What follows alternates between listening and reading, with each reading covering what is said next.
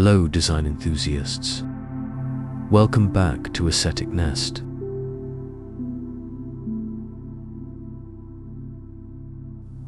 There's a particular kind of exhaustion that doesn't come from hard work.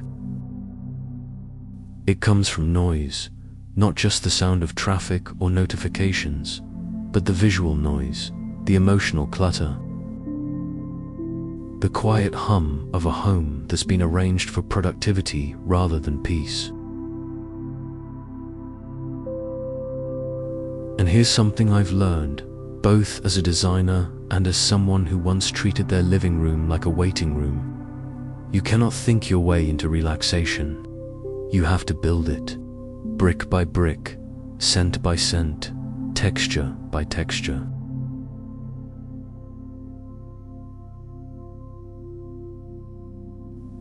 By the end of this weekend, you won't just feel more relaxed. You'll notice one specific corner of your home has started to breathe on its own, and I'll show you why that's the secret sign your sanctuary is truly alive. But first, we begin on Friday evening, not Monday, not someday, Friday.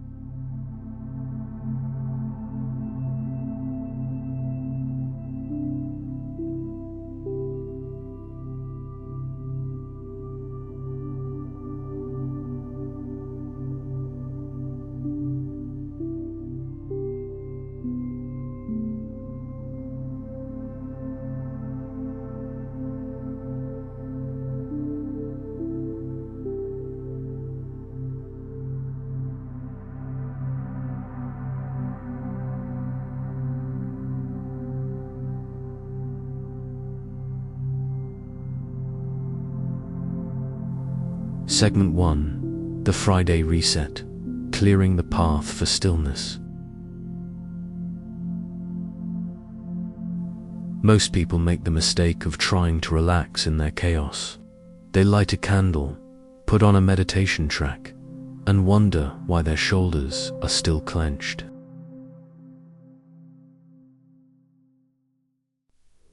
That's because relaxation isn't a feeling you can overlay on top of disorder. It's what emerges when the disorder is removed.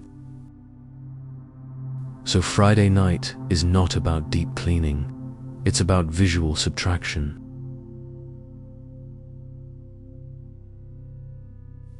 Here's a rule I borrowed from Danish design.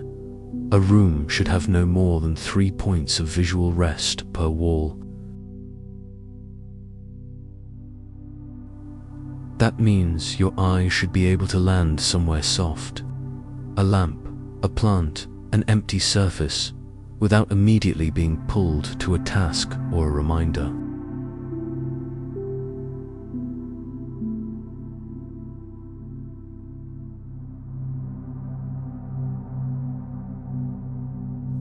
So walk through your main living space, remove anything that says do this or fix this or remember this. Put it in a basket, deal with it tomorrow. Friday night is for arriving, not for accomplishing.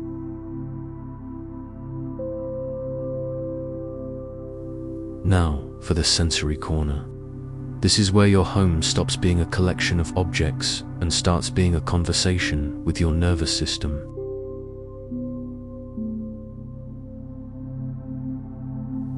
Choose 3 textures. 1 soft velvet, shearling, chenille. 1 natural linen, raw cotton, jute. And 1 grounding leather, wood grain, a weighted lap blanket. Choose 2 scents.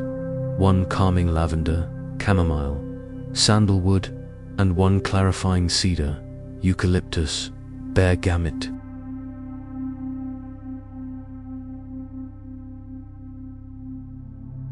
And choose 1 sound anchor, a small wind chime by the window, a ceramic singing bowl, or simply a playlist of field recordings, rain, forest, distant thunder.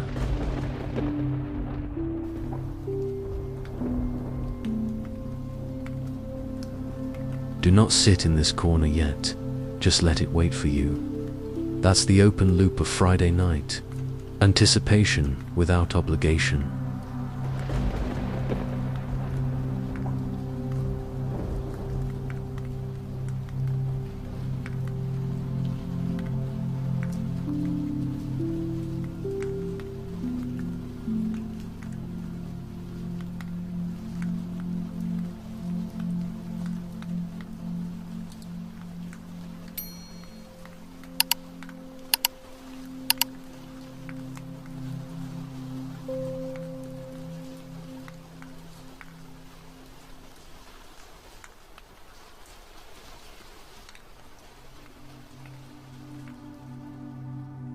Segment 2. Mindful mornings where slow living begins with a single drawer. You've told me you love my kitchen organization videos, and here's why I think they resonate. Because a truly slow morning doesn't start with willpower.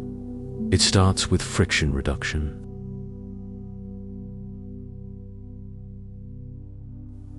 If your coffee supplies are scattered across 3 cabinets, your brain has already done 12 micro-decisions before your first sip. That's not mindful. That's managerial.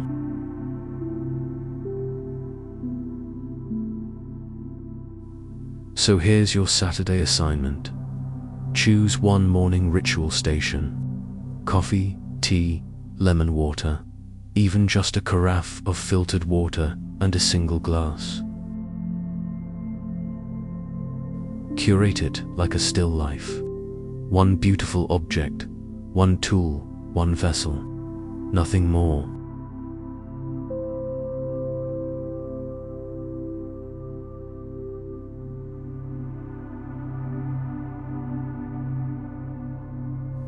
Now for the part that feels almost too simple to mention, and yet it's the one most of us skip. Do not multitask this moment.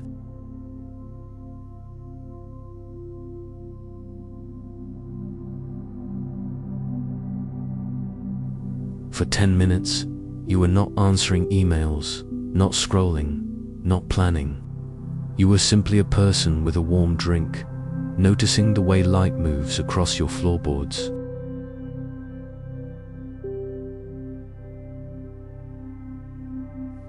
This is where slow living stops being aesthetic and starts being physiological. Your parasympathetic nervous system, the one responsible for rest and digest, takes about 7 minutes of uninterrupted stillness to fully engage.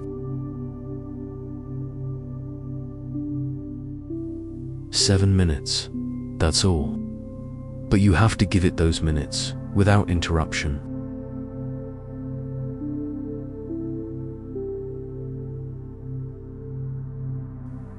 So here's a radical idea for your Saturday.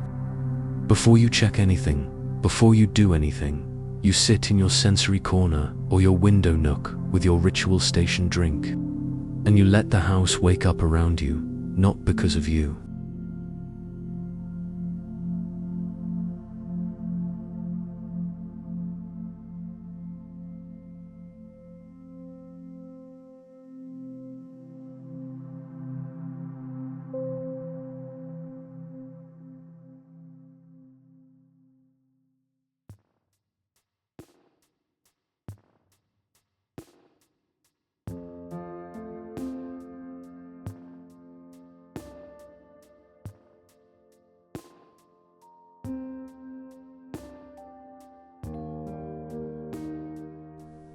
Segment 3. Nature Integration, the Biophilic Weekend Edit. You've heard me talk about biophilic design before, but let me be very practical today. You do not need a jungle, you need intention.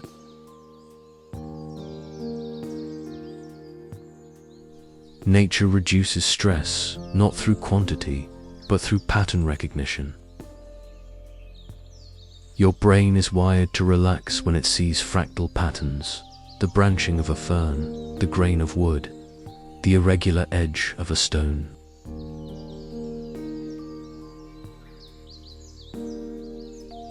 So here's your Saturday afternoon slow project. Go outside for 15 minutes.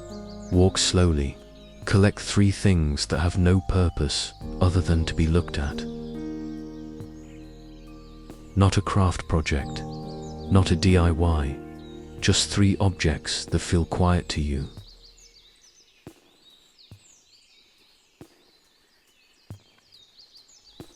Bring them inside. Group them on a small tray or a book. And then, this is important, do not explain them. Do not label them. Let them simply exist as a small, wordless conversation with the outdoors.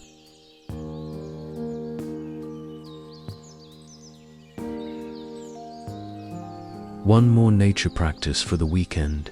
Care as meditation. Choose one plant. Spend 5 minutes with it. Feel the soil, turn the pot, notice a new leaf. This isn't about being a good plant parent. It's about letting your hands do something, gentle, while your mind does nothing at all.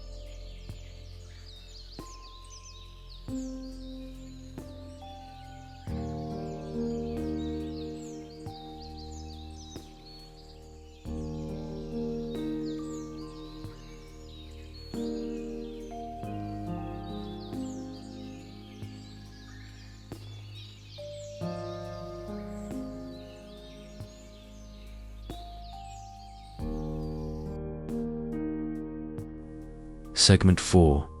Evening Wind Down, the quiet luxury of darkness. Most homes are designed for daytime functionality, bright, even predictable. But a sanctuary requires transitional light, the kind that signals to your brain, the doing part of the day is over.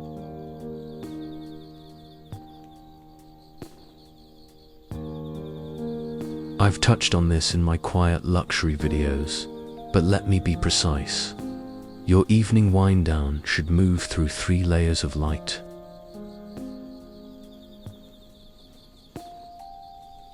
Layer 1, warm, ambient light lamps with shades, not bare bulbs.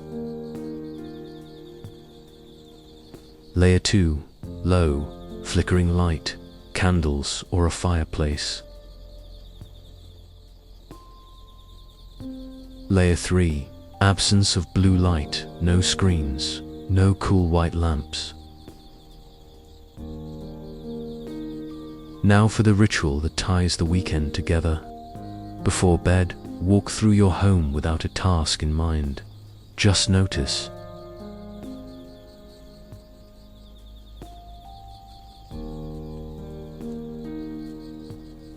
Does the sensory corner feel inviting? Is the morning ritual station still tidy? Did the plants shift toward the window?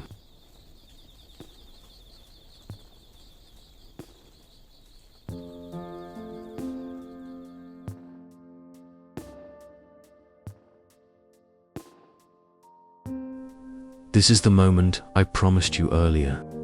The moment a corner starts to breathe on its own.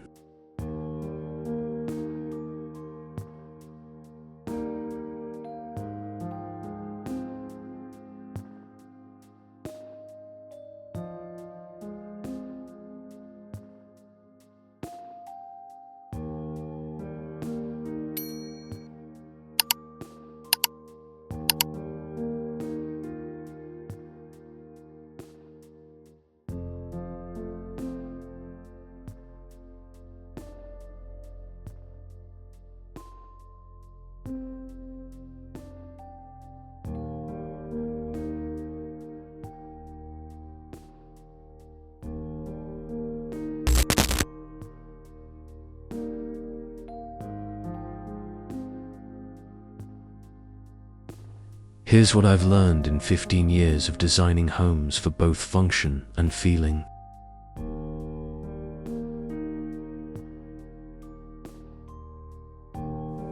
A sanctuary isn't a museum, it's a living thing.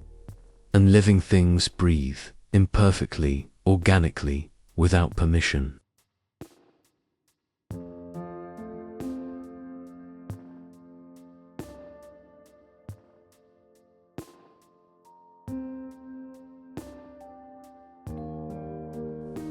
That corner you didn't stage, the one where you left the books stacked and the window open. It's breathing on its own because you stopped managing it and started inhabiting it.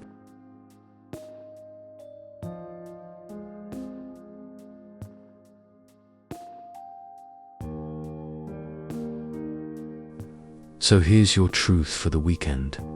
You don't reclaim your home by perfecting it.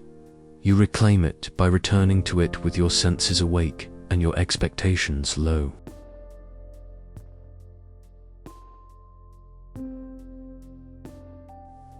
Try this weekend not as a challenge, but as an experiment.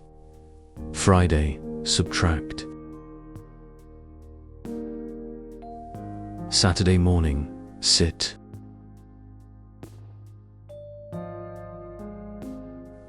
Saturday afternoon, collect.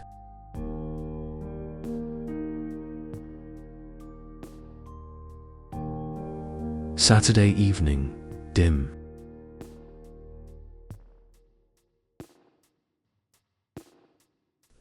And by Sunday, you won't have a perfect home. You'll have something better.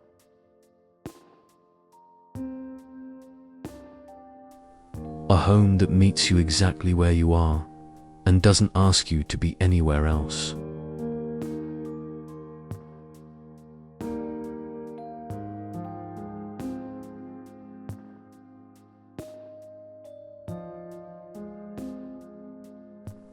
Thank you for being here. If you try even one of these rituals, I'd love to hear how it changes your weekend.